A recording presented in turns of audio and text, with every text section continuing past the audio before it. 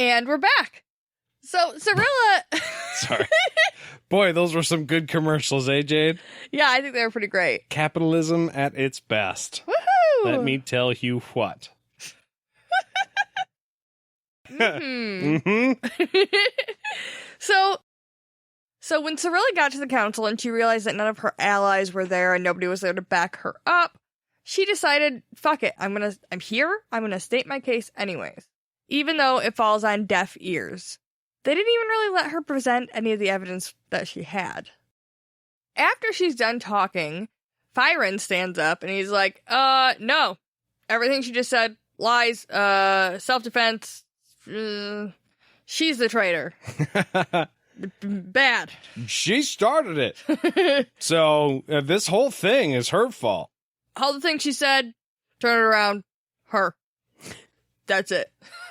I have no evidence. I have no case. Her. The council takes his word on everything. It works. She's pronounced guilty. Bam. Court case finished. All I can think of is that Cheech and Chong song when they're like, I've been framed.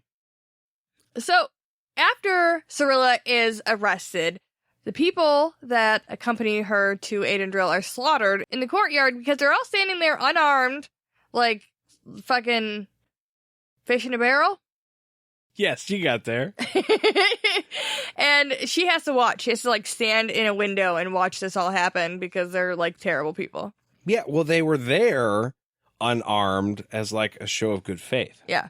You know, because I am definitely bringing an army, or at least a faction of my army. It doesn't sound like it was the whole thing, but it's just, like, her main dudes. Yeah, her guard, like, to probably keep her safe on the way there. They put their weapons down and just put their bodies on the line. You know, if somebody else attacks your queen at that point, you're going up against a sword and you won't have anything. Yeah, but they assumed it was going to be cool. Yeah, well, assumed. It wasn't.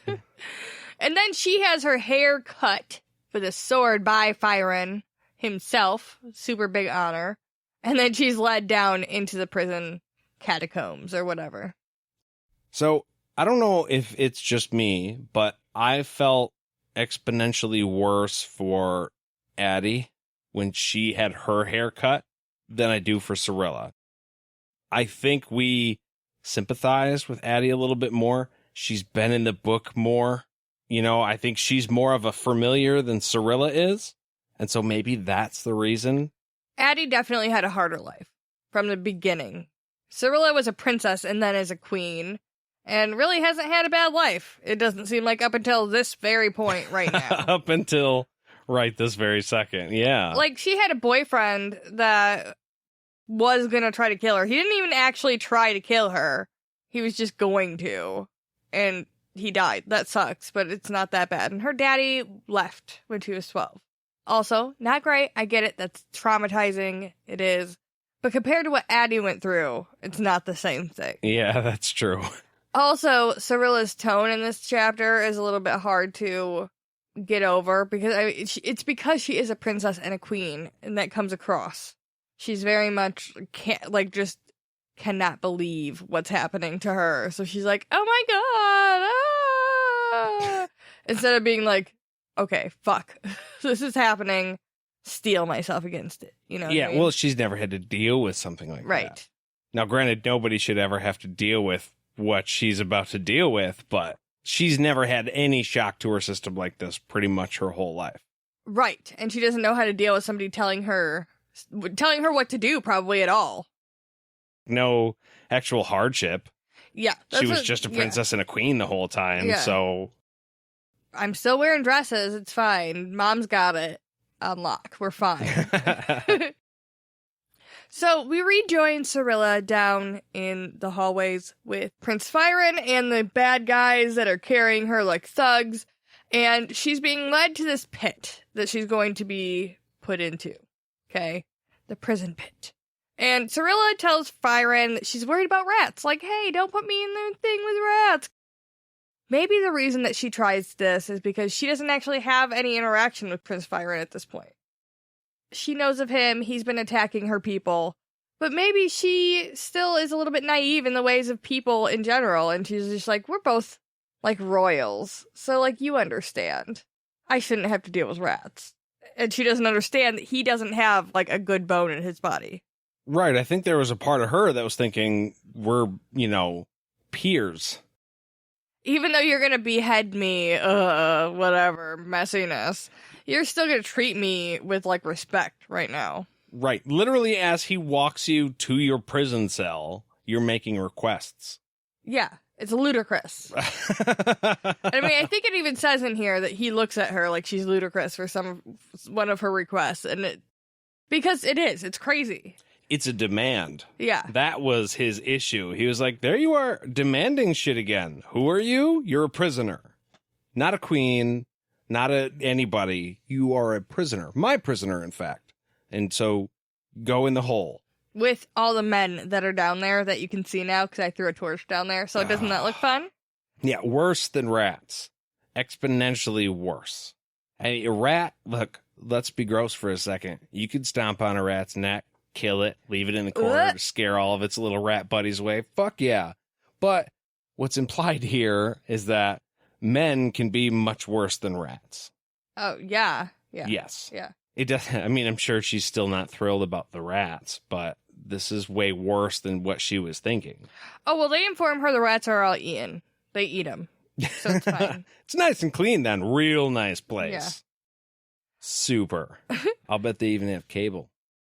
So Fyren tells her after a few days with these dudes, she's going to beg to be beheaded. And I think she's kind of already doing that right now. She's already like, just do it. Just do it. I'm good.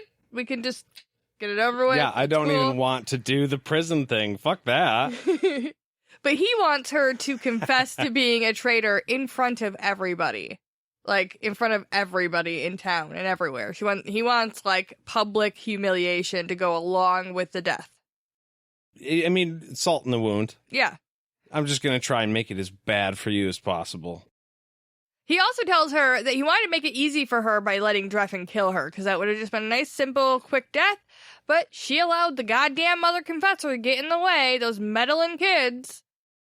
And also, like, women in a men's world, ew. So that's bad.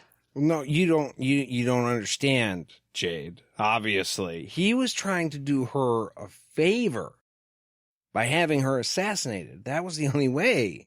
I mean, his hands were tied. There's got to be a dick in the chair. I know. I get it.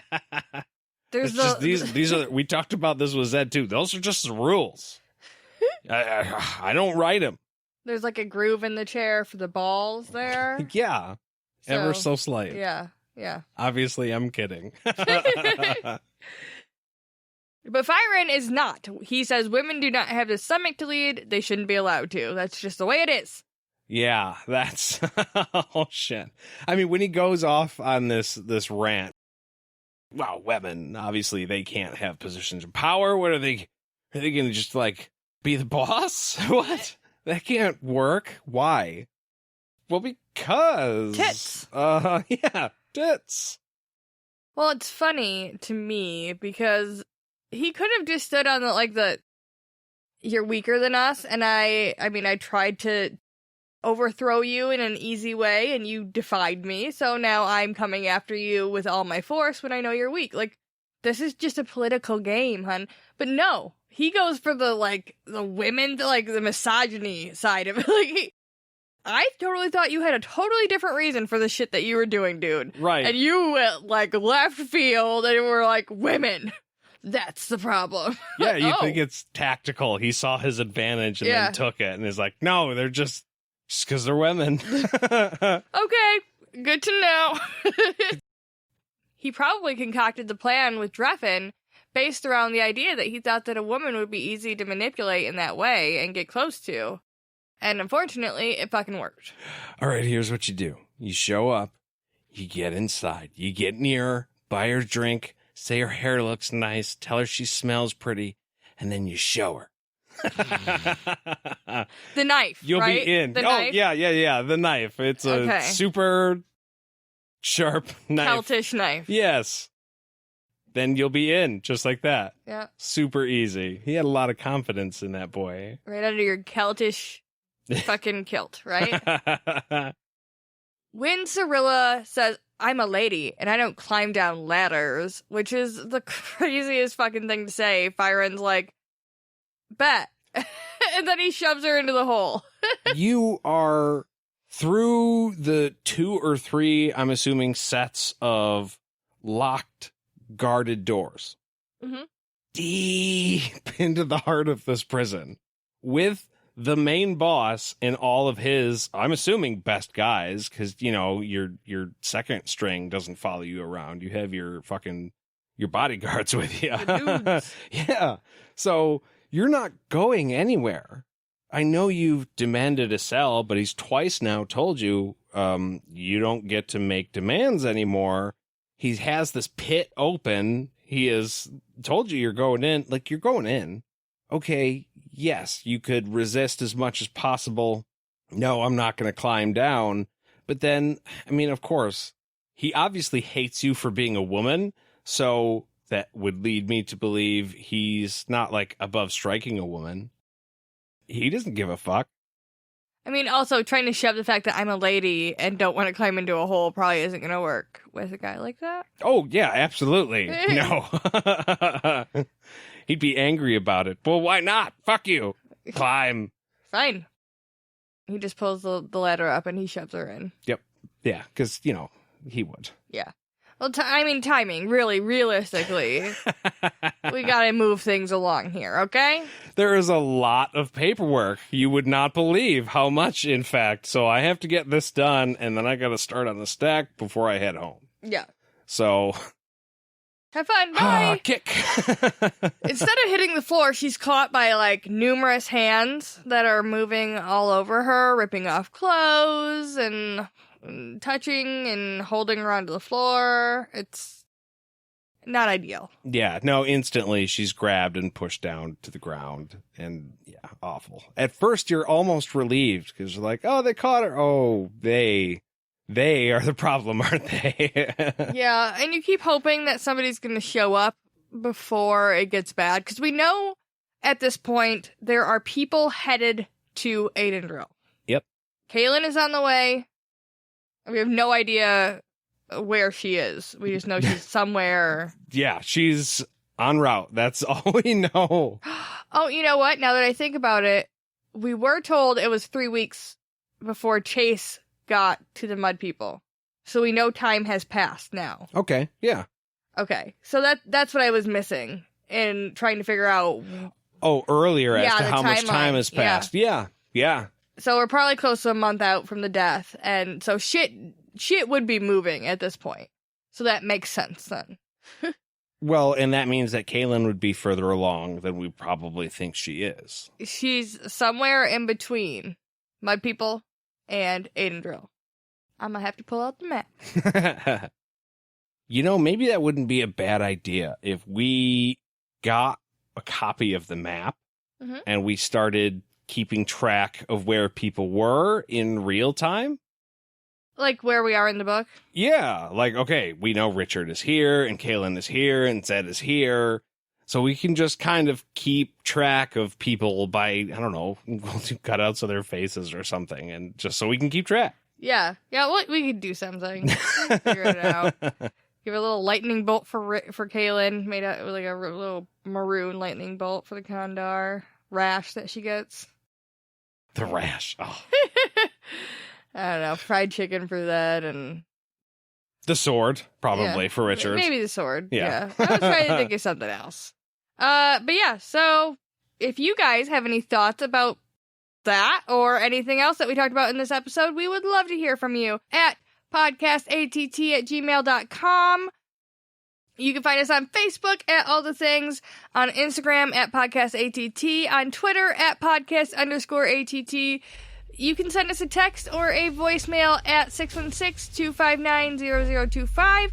And if you are interested in becoming a patron, we would love to see you over there on our Patreon at podcastatt and have you become one of our best friends. Thank you guys so much for listening, and we'll see you real soon. Bye!